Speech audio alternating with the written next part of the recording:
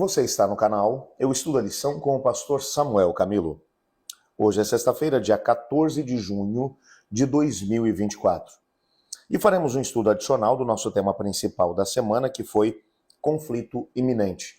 Essa foi a lição de número 11 do nosso trimestre. E o texto que serviu como base para o estudo de toda a semana foi João capítulo 17 a 17, que diz: santifica-os na verdade, a tua palavra é a verdade.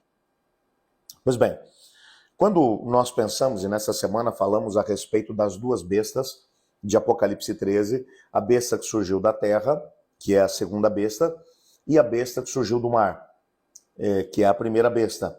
A besta que surgiu do mar teve poder e autoridade durante 42 meses, ou 1260 dias, anos. Reconhecemos essa besta como o sistema papal, que teve poder e autoridade civil e religiosa durante um período de 1260 anos, de 538 até 1798. Já explicamos isso na lição dessa semana. Se você tiver alguma dúvida, dê uma olhada na lição de quarta-feira. Aí no nosso canal você encontra o vídeo. E, ao mesmo tempo, ontem identificamos a segunda besta, ou essa segunda besta que surgiu mais ou menos na mesma época em que a ferida mortal foi desferida contra a primeira besta, em 1798, quando o general Berthier, sob as ordens de Napoleão Bonaparte, invadiu o Vaticano e destituiu o Papa, como o Papa Pio VI, tirando dele a autoridade civil e religiosa, e levando-o para o exílio, onde ele acabou falecendo. Entretanto, na mesma época, já agora a segunda besta, que surgiu da terra, e a terra, como vimos na lição de ontem, representa uma região menos povoada, não seria na mesma região onde a primeira besta exerceu o seu poder, e que a primeira besta ela surge do mar, e o poder da primeira besta ela vai ser desenvolvido a partir da Europa, onde se encontrava a civilização daquela época. A segunda besta seria de uma região menos povoada, por isso a besta que surgiu da terra, identificamos como a América do Norte, que mais ou menos na mesma época, 1776, alcança a sua independência enquanto nação, 1789 estabelece a sua Constituição, e no início do século XIX é vista como uma das grandes potências mundiais.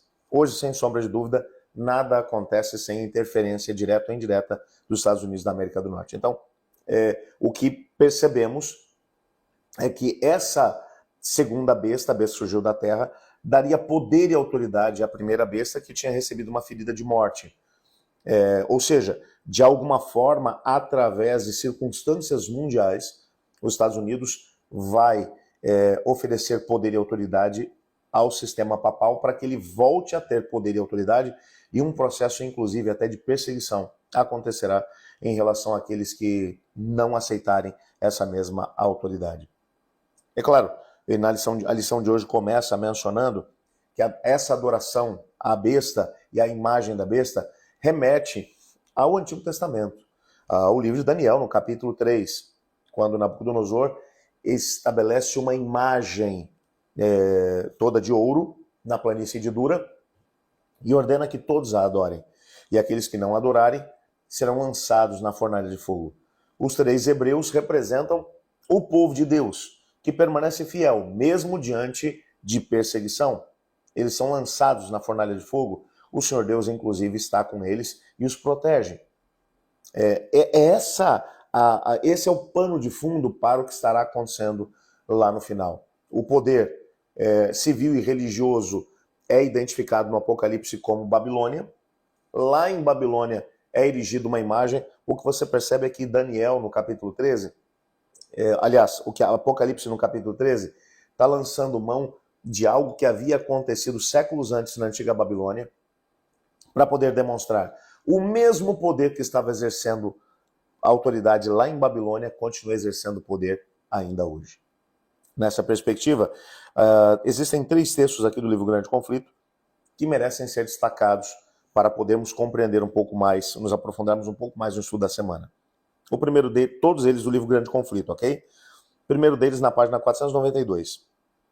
Deus nunca força a vontade ou a consciência. Satanás, porém, recorre constantemente à violência para dominar aqueles que ele não consegue controlar de outro modo. Para realizar isso, ele age tanto pelas autoridades eclesiásticas quanto pelas seculares, levando-as a impor leis humanas em desafio à lei de Deus. Usando seu poder e artifícios, ele trabalha com os reis da terra. Quando você vai para Apocalipse 16, o texto bíblico vai mencionar que a trindade do mal, o dragão, a besta, o falso profeta, ou a besta que surgiu da terra e a besta que surgiu do mar, acabam enviando 3 espíritos imundos semelhantes às rãs aos reis da terra. São demônios, operadores de sinais e prodígios, com o propósito de enganá-los e arregimentá-los para a batalha do Deus Todo-Poderoso. Para a última grande batalha, o Armagedon. Todo tipo de influência que o inimigo pode exercer para poder tentar convencer as pessoas, ele usa. Ele trabalha com alguns para tentar convencê-los de forma racional. Quando isso não funciona, ele estabelece a força. Deus não age assim. Um outro texto, da página 494 agora, diz assim: para suportar a prova que os espera, os fiéis devem compreender a vontade de Deus como está revelada em sua palavra, pois só poderão honrá-lo se tiverem uma concepção correta do seu caráter, governo e propósito, e agindo de acordo com esses. Hoje, no tempo em que nós temos paz, devemos estar firmemente alicerçados na Bíblia, a palavra de Deus, compreendendo o que as profecias falam sobre o que nos aguarda, e ao mesmo tempo nos colocando diante do Senhor Deus.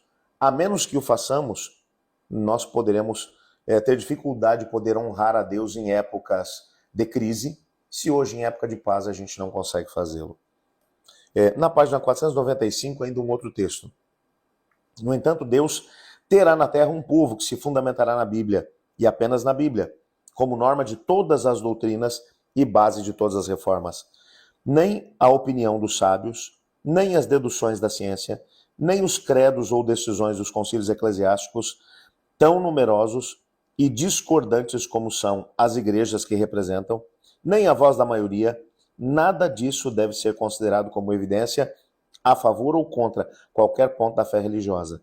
Antes de aceitarmos qualquer doutrina ou preceito, devemos conferir se há categórico, assim diz o Senhor.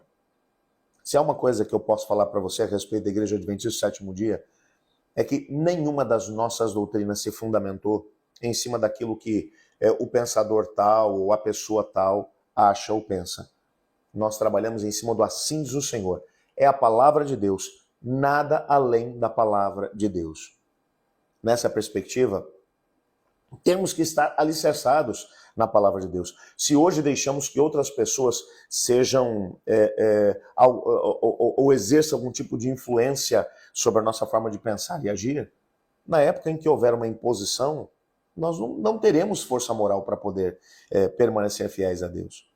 E veja, hoje, algumas coisas sutis estão acontecendo e tem gente que não está percebendo isso.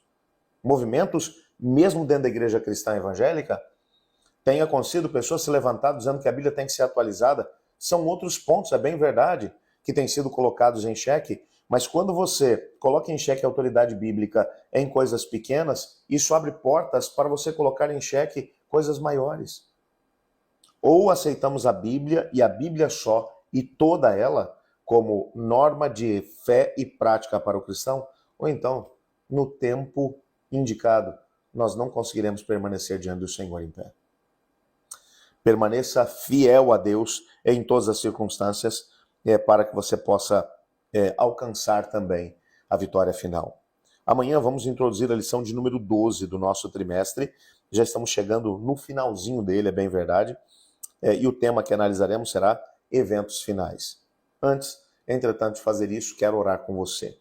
Obrigado, Pai, por tua palavra, por sabermos que ela é a nossa única regra de fé e prática.